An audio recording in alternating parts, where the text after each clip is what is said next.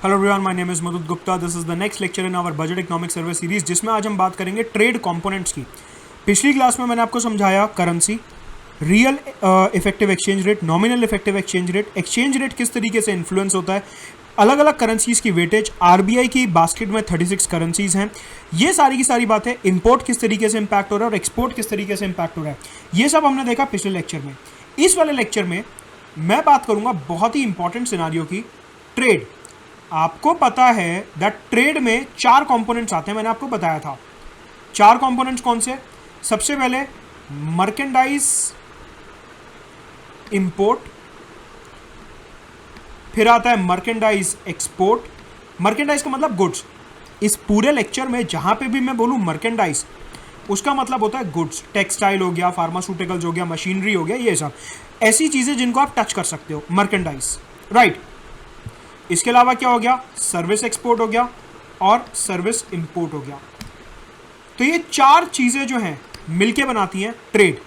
इस particular lecture में इन 4 चीजों के बारे में बात करने वाला हूं। ग्राफ के थ्रू देखेंगे कि हमारा ट्रेड क्या है, कौन कौन सी कमोडिटीज ऐसी हैं जो इंपोर्ट एक्सपोर्ट करते हैं, और हमारा एग्जैक्ट ट्रेड बैलेंस क्या है।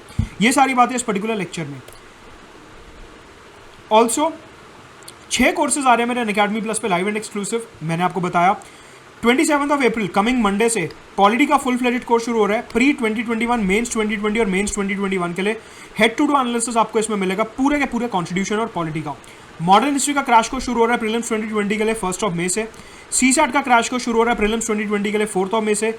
इकोनॉमी क्रैश कोर्स 13 मई से। साइंस टेक क्रैश कोर्स 22 मई से। और हिस्ट्री का complete course, full fledged course 2021 के लिए 16 जून से 25 जुलाई तक। ये सारे के सारे courses live and exclusive only on Unacademy plus आपको मिलेंगे। You can use my referral code मुदत Gupta for 10% discount on Unacademy plus. Live classes, recorded classes, doubt resolution, notes, PDFs, direct interaction, everything under a single window. साथ के साथ अगर आप Unacademy पे subscribe करते हैं तो सिर्फ मेरे ही नहीं, बाकी जितने भी टॉप एजुकेटर्स हैं वहां पे सबके क्लासेस का आपको एक्सेस मिलेगा, provided you are using the referral code मुदत गुप्ता, राइट। तो देखिए, इस तरीके से इंडियन ट्रेड को मैंने क्लासिफाई करा यहाँ पे, merchandise export, merchandise import, service export, service import. सबसे पहले आपको मैं डिटेल्ड एनालिसिस दिखाऊंगा मर्केंडाइज एक्सपोर्ट का, उसके बाद चलेंगे नेक्स्ट पिलर पे। तो सबसे पहले चलते हैं अपने फर्स्ट पिलर पे, that is merchandise export. Economic survey ने क्या करा कि जो मर्केंडाइज एक्सपोर्ट है उसके 2 क्लासिफिकेशंस करें हैं। पहला क्लासिफिकेशन है manufactured goods versus non manufactured goods. Manufactured goods जैसे कि फार्मास्यूटिकल की दवाइयां हो गई, आपकी टेक्सटाइल वगैरह हो गया। नॉन मैन्युफैक्चर्ड में क्या आता है? आयरन और रिसोर्सेज, ये सारी चीज़ें। नॉन मैन्युफैक्चर्ड जो आपने माइन करा है सीधा, या फिर एग्रीकल्चर प्रोडक्ट्स हो गए, ये सारी की सारी चीज़ें आपकी आ जाती हैं मर्केंडाइज एक्सपोर्ट में, नॉन मैन्युफैक्चर्ड कैटेगरी में, राइट। तो सबसे पहला क्लासिफिकेशन इकोनॉमिक सर्वे दिखाता है मैन्युफैक्चर्ड और नॉन मैन्युफैक्चर्ड के बीच में। ये हमारे को दिखाता है that over a period of time 2011 से 2018 के बीच में, देखिए ये जो ब्लू वाला पिलर है, डार्क ब्लू वाला पिलर है, यह हमारे को दिखा रहा है मैन्युफैक्चर्ड एक्सपोर्ट्स, हमारी मैन्युफैक्चरिंग एक्टिविटी। अभी सिर्फ ब्लू वाले पिलर पे फोकस करो और कहीं फोकस नहीं करना, मैं बताऊंगा, स्टेप बाय स्टेप चलेंगे। ये जो ब्लू वाला पिलर है ये हमारे को दिखा रहा है कि जो हमारे मर्केंडाइज एक्सपोर्ट हैं उसमें कितना हिस्सा, कितनी परसेंटेज मैन्युफैक्चर्ड मर्केंडाइज की है। Shirts, trousers, jeans, different products, machinery, pharmaceutical, electronic products etcetera. वो था 2011 में 64%, और अभी 2018 में वो हो गया 72.8%, ऑलमोस्ट 73%। ऑलमोस्ट हमारे को 8 से 9% का, 8.3% का हमारे को यहाँ पे इंक्रीमेंट देखने को मिलता है हमारे मैन्युफैक्चर्ड प्रोडक्ट्स में। मतलब कि कहीं ना कहीं जो हमारी मैन्युफैक्चरिंग है वो इंप्रूव हुई है। जीएस मेंस पेपर 3 में अगर आपसे मैन्युफैक्चरिंग के ऊपर क्वेश्चन आता है तो आप ये वाला डेटा वहाँ पे प्रेजेंट करेंगे कि देखिए पहले हमारे टोटल मर्केंडाइज एक्सपोर्ट में मैन्युफैक्चर्ड प्रोडक्ट्स का शेयर सिर्फ 64.5% था, लेस देन टू थर्ड कितना होता है? 66%, लेस देन टू थर्ड। अभी कितना हो गया? ऑलमोस्ट 73%। मतलब कि मैन्युफैक्चरिंग इंप्रूव हो रही है। और इकोनॉमिक सर्वे कहता है कि इसका सबसे बड़ा जो क्रेडिट जाता है वो जाता है प्रधानमंत्री नरेंद्र मोदी के मेक इन इंडिया प्रोजेक्ट को। मेक इन इंडिया की वजह से जो मैन्युफैक्चर्ड मर्केंडाइज है उसका एक्सपोर्ट काफी ज्यादा बढ़ा है। वेराज अगर हम नॉन मैन्युफैक्चर्ड प्रोडक्ट्स की बात करें, if you talk about the non manufactured products, और वहीं हमारे को देखने को मिला कि जो हमारे नॉन मैन्युफैक्चर्ड प्रोडक्ट्स हैं उनका टोटल एक्सपोर्ट्स में शेयर थोड़ा कम हो रहा है। पहले 35.5% था, अब ये डॉटेड वाले बार ग्राफ को देखो, ये डॉटेड वाला बार ग्राफ है इसे देखो, पहले 35.5% था, अब कितना है? 27.2%। ऑलमोस्ट 8% जो है ये कम हो गया। तो जितना ये कम हुआ ऑलमोस्ट, उतना ही जो मैन्युफैक्चर्ड प्रोडक्ट्स हैं वो बढ़ गए। इसका मतलब हमारी मैन्युफैक्चरिंग को कहीं ना कहीं बूस्ट मिल रहा है, हमारी जो मैन्युफैक्चरिंग है कहीं ना कहीं वो इंक्रीज हो रही है, इंप्रूव हो रही है। अब एक थोड़ा सा नेगेटिव डेटा, अब देखिए हमने पॉजिटिव डेटा देख लिया कि मैन्युफैक्चरिंग इंप्रूव हो रही है, लेकिन मेंस में हमारे को बैलेंस आंसर लिखना है, तो यहां पे देखते हैं नेगेटिव डेटा क्या है। अब फोकस करिए सिर्फ और सिर्फ ऑरेंज लाइन पे। ऑरेंज लाइन क्या दिखाती है? ऑरेंज लाइन ये दिखाती है कि पूरी दुनिया में जितने भी एक्सपोर्ट्स हो रहे हैं उसमें से कितने इंडिया ने करे। मान लीजिए अगर पूरी दुनिया में 100 यूनिट्स का एक्सपोर्ट हो रहा है तो उसमें से कितना इंडिया ने करा, हमारे को वो दिखा रहा है ये ऑरेंज लाइन। 2011 में पूरी दुनिया में जितने एक्सपोर्ट्स थे उसका सिर्फ 1.64% इंडिया करता था। अगर पूरी दुनिया में 100 यूनिट्स का एक्सपोर्ट हो रहा है तो इंडिया सिर्फ 1.64 यूनिट्स का एक्सपोर्ट करता था मर्केंडाइज में। यहाँ पे मैं बात कर रहा हूँ मर्केंडाइज की, सिर्फ और सिर्फ मर्केंडाइज की बात कर रहा हूँ, टोटल एक्सपोर्ट्स की बात नहीं कर रहा, क्योंकि सर्विसेज में अभी दिखाऊंगा दोबारा। यहाँ पे मैं बात कर रहा हूँ सिर्फ मर्केंडाइज एक्सपोर्ट की। मतलब कि पूरी दुनिया के कंपैरिजन में हमारा मर्केंडाइज एक्सपोर्ट बहुत ही कम है, बहुत ही वीक है, सिर्फ और सिर्फ 1.64% of the total merchandise export, और वो ऑलमोस्ट सेम रहा है ओवर द पास्ट 1 डेकेड। मतलब कि हमारी जो मर्केंडाइज एक्सपोर्ट बास्केट है उसमें इंटरनल चेंजेस तो हो गए कि मैन्युफैक्चर्ड प्रोडक्ट्स बढ़ गए, नॉन मैन्युफैक्चर्ड प्रोडक्ट्स कम हो गए, लेकिन ओवरऑल जो शेयर है, जो ओवरऑल वॉल्यूम बढ़ना चाहिए वो नहीं बढ़ा। तो इवन दो हमारी मैन्युफैक्चरिंग एक्टिविटी बढ़ी, लेकिन वो जो मैन्युफैक्चरिंग एक्टिविटी बढ़ी वो मार्केट शेयर को इतना ज़्यादा कैप्चर नहीं कर पाई। तभी मर्केंडाइज एक्सपोर्ट में हमारा मार्केट शेयर आज भी सिर्फ 1.64% है। मतलब कि पिछले 7 से 8 सालों में हमारी कोई ग्रोथ ही नहीं हुई है मार्केट शेयर में। राइट, तो ये है हमारे मर्केंडाइज एक्सपोर्ट का एनालिसिस।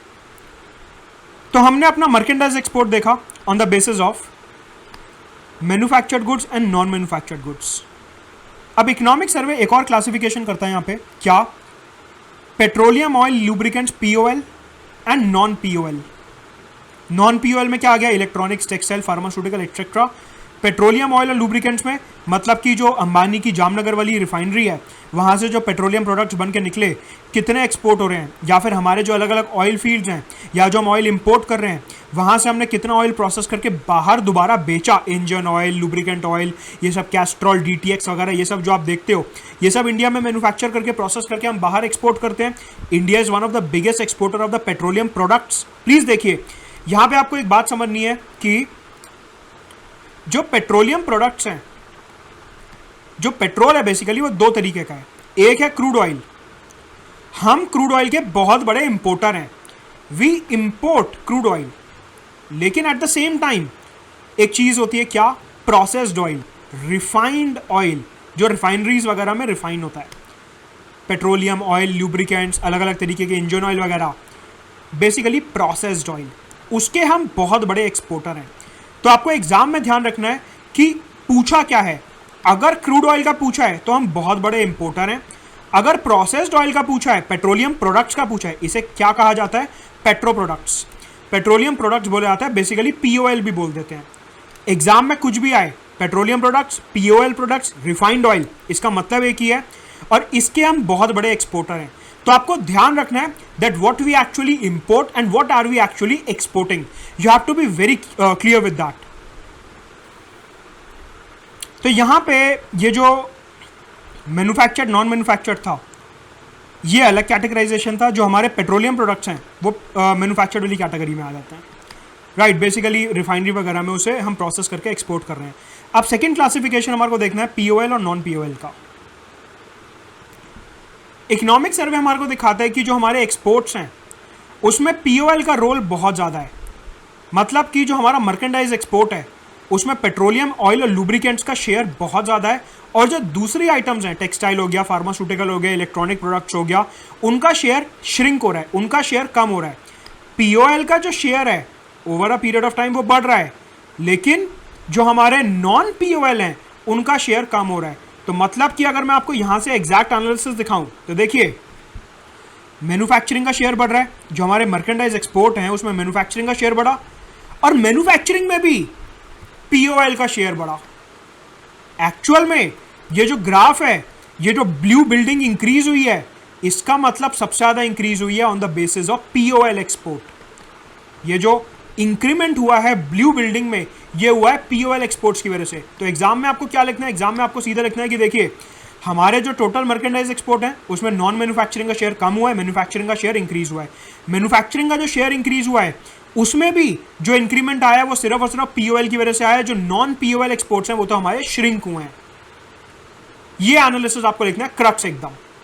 इसका मतलब हमारी जो एक्सपोर्ट की स्थिति है, अभी हमारी जो मैन्युफैक्चरिंग की स्थिति है वो काफ़ी ज़्यादा खराब है, वो बहुत ज़्यादा हेल्दी नहीं है। इवन दो मैन्युफैक्चरिंग में जो हमारे मर्केंडाइज एक्सपोर्ट का शेयर है वो इंक्रीज हुआ है, लेकिन दो बातें हमारे को बहुत ज़्यादा परेशान करती हैं। क्या? एक तो वर्ल्ड के एक्सपोर्ट्स में हमारा शेयर सेम रहा है ओवर द पास्ट डेकेड 1.64%, साथ के साथ जो हमारे मैन्युफैक्चरिंग एक्सपोर्ट्स इंक्रीज हुए हैं वो सिर्फ और सिर्फ एक ही सेक्टर में हुए हैं, पीओएल सेक्टर में। जो दूसरे सेक्टर्स हैं वो अभी भी कहीं पिछड़े हुए हैं और रादर उनका शेयर जो है हमारे एक्सपोर्ट्स में वो तो कम हो रहा है। तो ये हमारे जो इकोनॉमी है उसके लिए वरिंग ट्रेंड है। तो अगर हम डॉट्स कनेक्ट करें सीधी सी बात निकल के आती है एक्सपोर्ट्स ठीक है, हमारा मार्केट शेयर सेम रहा है। एब्सोल्यूट क्वांटिटीज़ में एक्सपोर्ट थोड़ा सा इंक्रीज हुआ है हमारा। देखिए अगर मार्केट शेयर सेम रहा है तो ग्लोबल ट्रेड तो इंक्रीज हुआ है ना। ग्लोबल ट्रेड अगर पहले 100 यूनिट का था तो आज 200 यूनिट का है। ट्रेड तो इंक्रीज होता है हर साल। पहले हम 100 यूनिट का 1.64% कैप्चर करे हुए थे, अब 200 यूनिट का 1.64% कैप्चर करे हुए हैं। परसेंटेज वाइज तो सेम रहा लेकिन एब्सोल्यूट क्वांटिटी इंक्रीज हो गई। बात समझ रहे हैं? एब्सोल्यूट क्वांटिटी इंक्रीज हो गई, ये एक पॉजिटिव निकल के आता है यहां से। लेकिन मार्केट शेयर हमारा इंक्रीज होना चाहिए, तभी हम एक स्ट्रॉन्ग इकोनॉमी बन पाएंगे। साथ के साथ एक्सपोर्ट डाइवर्सिफिकेशन होना चाहिए, मतलब कि मैन्युफैक्चरिंग का शेयर बढ़ना चाहिए। चलो ये तो अच्छी बात है कि यहाँ पे मैन्युफैक्चरिंग का शेयर बढ़ रहा है, लेकिन मैन्युफैक्चरिंग में भी जो हमारा पीओएल है उसका शेयर ज़्यादा बढ़ा और जो दूसरा नॉन पीओएल है उसका शेयर कम हो गया। ये थोड़ी सी खराब बात है जो हमारे को इंप्रूव करनी है। मतलब कि नॉन पीओएल सेक्टर में, नॉन पीओएल एरियाज में हमारे को स्किल डेवलपमेंट करना है, हमारे को promotion of industries, ease of doing business promote करना है, और ये सारी बातें नॉन पीओएल सेक्टर में करनी पड़ेंगी। सरकार का फोकस प्राइवेट इंडस्ट्री को इंसेंटिव देना पड़ेगा और एक्सपोर्ट कॉम्पिटिटिवनेस बढ़ानी पड़ेगी, तभी जाके नॉन पीओएल मैन्युफैक्चरिंग एक्सपोर्ट्स हमारे इंक्रीज हो पाएंगे। ये है इसका पूरा एनालिसिस। अगर हम नॉन पीओएल की क्वांटिटी देखें, ये ब्लू वाला जो ग्राफ है, बार ग्राफ, ये हमारे को दिखाता है वैल्यू डॉलर में, बिलियन डॉलर्स में। 2011-12 में जो नॉन पीओएल एक्सपोर्ट्स थे उनकी वैल्यू थी 249 बिलियन डॉलर्स, और आज 10 साल बाद इट इज़ 205 बिलियन डॉलर्स। तो ये सीधा सीधा हमारे को दिखा रहा है कि जो नॉन पीओएल है वो श्रिंक हुआ है, जो नॉन पीओएल एक्सपोर्ट्स हैं वो श्रिंक हुए हैं। और वही यहाँ पे हमने कंक्लूजन निकाला कि जो नॉन पीओएल एक्सपोर्ट्स हैं दे आर श्रिंकिंग। वो इस ग्राफ से हमारे को वेरीफाई होता है, राइट। तो देखिए मर्केंडाइज एक्सपोर्ट हमारा यहाँ पे सॉर्टेड हो गया, सारे डॉट्स कनेक्ट हो गए। एक्सपोर्ट्स बढ़े हैं, एक्सपोर्ट्स मैन्युफैक्चरिंग बढ़ी है, मैन्युफैक्चरिंग में पीओएल बढ़ा है, नॉन पीओएल श्रिंक हुआ है, वो देख लिया। और जो नॉन मैन्युफैक्चर्ड एक्सपोर्ट्स हैं वो कम हुए हैं, मतलब कि एक तरीके से जो एग्रीकल्चर एक्सपोर्ट्स वगैरह हैं वो कम हुए हैं। अब यहाँ पे एक एनालिसिस और निकल के आता है मेंस के पर्सपेक्टिव से। आपको ये पता होगा कि हमारी सरकार को 2022 तक फार्म इनकम डबल करनी है। We need to double the farm income, right. अब फार्म इनकम को 2022 तक डबल करने के लिए हमारे को क्या चाहिए? Agriculture exports. एग्रो एक्सपोर्ट्स बहुत ज़्यादा ज़रूरी हैं, एग्रो एक्सपोर्ट्स बहुत ज़्यादा ज़रूरी हैं to promote farm income, right. अब एग्रो एक्सपोर्ट्स दो तरीके के होते हैं, ध्यान से समझिए। अगर मैं एग्रो एक्सपोर्ट्स दिखाऊं आपको, दो तरीके के होते हैं। एक तो डायरेक्ट रॉ मटेरियल हो गया जो कि नॉन मैन्युफैक्चर्ड में आ गया, एक हो गया फूड प्रोसेसिंग इंडस्ट्रीज जो कि आएगा मैन्युफैक्चरिंग में। मैन्युफैक्चरिंग भी कौन से वाला? नॉन पीओएल वाला। अब डेटा हमारे को इनफ एविडेंस देता है कि जो एग्रीकल्चर प्रोडक्ट्स हैं वो हमारे ऑन द मार्क नहीं है। क्यों? नॉन मैन्युफैक्चर्ड प्रोडक्ट्स तो वैसे डिक्लाइन हो रहे हैं, मैंने आपको दिखाया। इधर देखिए नॉन मैन्युफैक्चर्ड प्रोडक्ट्स तो एक्सपोर्ट्स तो वैसे ही कम हो रहे हैं। साथ के साथ हमने देखा कि जो नॉन पीओएल एक्सपोर्ट्स हैं वो भी कम हो रहे हैं। तो दोनों ही कैटेगरीज पे इंपैक्ट पड़ रहा है। इसका मतलब नॉन मैन्युफैक्चरिंग मर्केंडाइज एक्सपोर्ट तो कम हो ही रहा है और नॉन पीओएल मर्केंडाइज एक्सपोर्ट भी कम हो रहा है। इसका मतलब एग्रो प्रोडक्ट्स दोनों ही तरीके से कम हो रहे हैं, एंड हेंस हमारी जो फार्म इनकम है वो सीधी सीधी इंपैक्ट होती है। इधर हमारी जो फार्म इनकम है वो इंपैक्ट होती है। अगर हम agro exports, raw material as well as food processing दोनों को प्रमोट कर सकें तो ही हम फार्म इनकम का टारगेट मीट कर सकते हैं 2022 में। तो यहां पे मेंस बेस्ड एक क्वेश्चन बनता है, क्या that agriculture is not just dependent upon the domestic market, लेकिन एग्रीकल्चर को प्रमोट करने के लिए और फार्म इनकम को प्रमोट करने के लिए जो नॉन पीओएल और मर्केंडाइज एक्सपोर्ट्स हैं उनको प्रमोट करना काफी ज्यादा जरूरी है। मतलब कि फूड प्रोसेसिंग इंडस्ट्रीज और जो हमारे एग्रीकल्चर के रॉ मटेरियल्स हैं उनको प्रमोट करना इंपॉर्टेंट है, राइट। सो ये है हमारे मर्केंडाइज एक्सपोर्ट का पूरा analysis. To subscribe to Unacademy plus you can use my referral code मुदत गुप्ता फॉर 10% डिस्काउंट। इसी के साथ साथ नीचे टेलीग्राम चैनल का लिंक दिया है, do join it for all the updates about my paid classes, free courses and YouTube videos.